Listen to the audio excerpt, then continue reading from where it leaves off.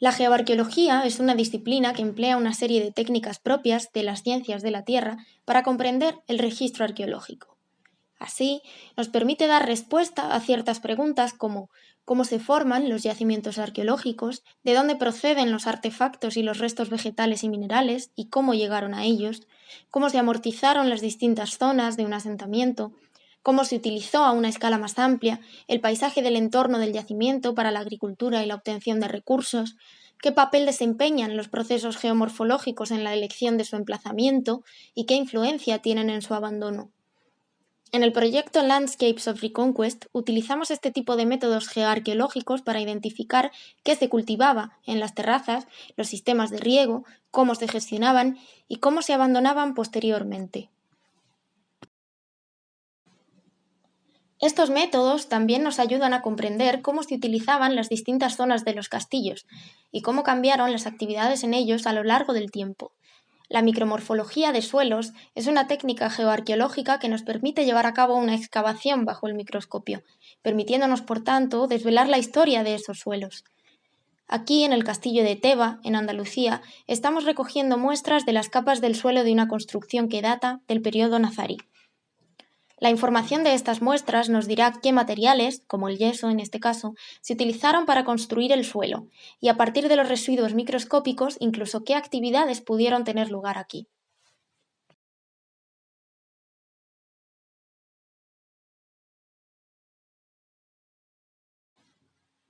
La muestra, que consiste en un pequeño bloque, se recorta del perfil estratigráfico.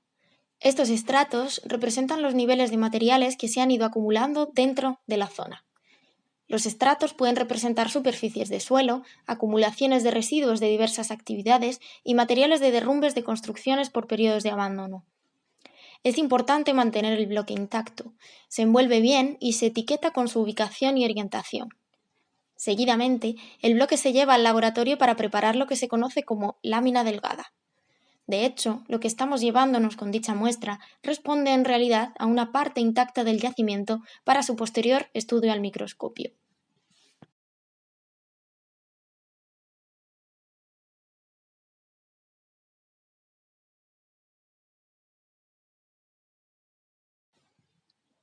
Las muestras se secan al horno para eliminar toda la humedad y a continuación se colocan al vacío para eliminar el aire.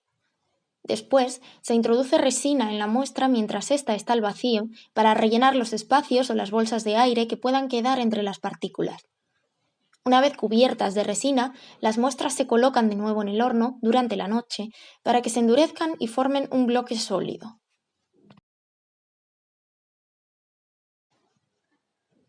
Después, se retira la película protectora y se procede a cortar el bloque con una radial. En primer lugar, se corta una lámina de 1 centímetro de grosor.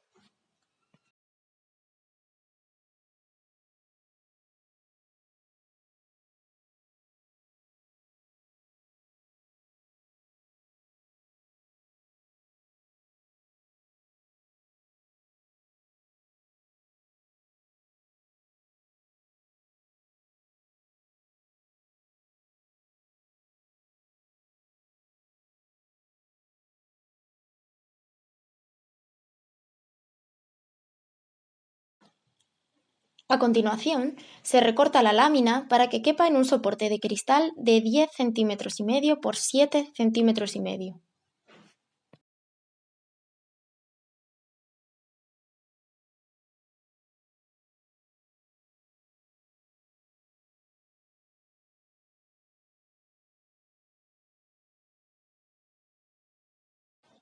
Se añade un poco más de resina a la superficie de la lámina para rellenar las pequeñas zonas a las que no llegó a penetrar en el proceso anterior. Al día siguiente, una vez que la resina se ha secado, se utiliza una microcortadora Brot para aplanar la superficie. Las láminas se sujetan en soportes en la placa trasera y la rueda va rectificando su superficie mientras la placa trasera gira.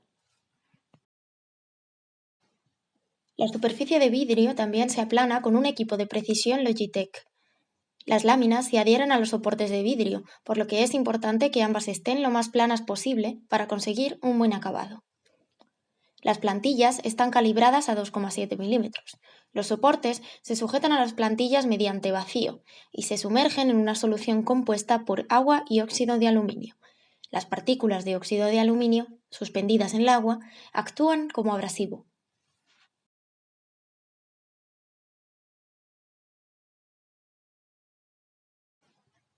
Las láminas se fijan al soporte de vidrio con resina y se dejan en una plantilla de montaje durante la noche para que la resina seque.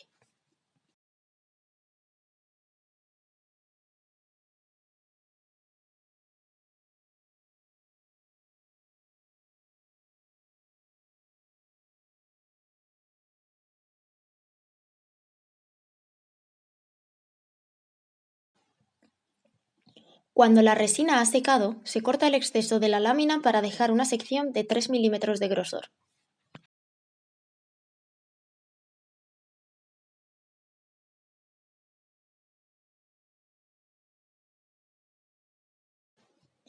La microcortadora Brod vuelve a emplearse ahora para rebajar la sección a 100 micras de espesor.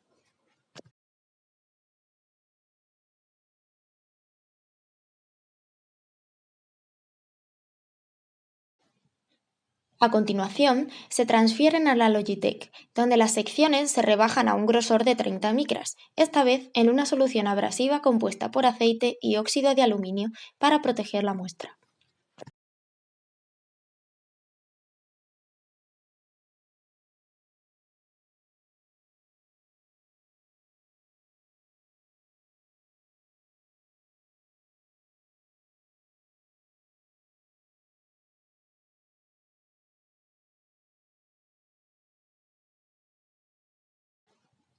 El producto final es lo que se conoce como lámina delgada.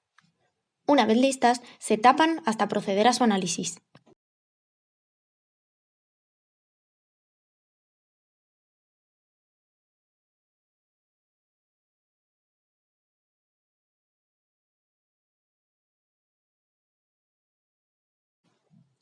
Las láminas delgadas se examinan con un microscopio de luz polarizada a distintos aumentos, desde los 25 a los 630.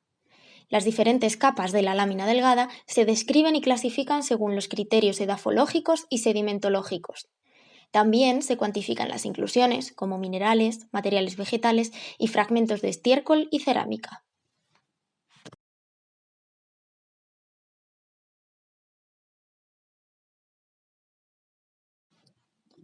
En estas láminas delgadas procedentes de Cártama, cerca de Málaga, el material orgánico está excepcionalmente bien conservado. Aquí se pueden ver fitolitos dendríticos articulados de cereales, algunos de los cuales tienen un aspecto quemado y ligeramente fundido. Los fitolitos son microfósiles vegetales formados por sílice biogénica. Si se observa con atención, se pueden ver todos los fitolitos unidos formando un rompecabezas.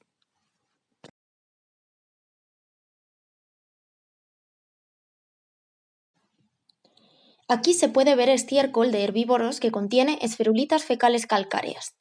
Estas son minúsculas micropartículas que se forman en los intestinos de ciertos herbívoros como las ovejas y las cabras.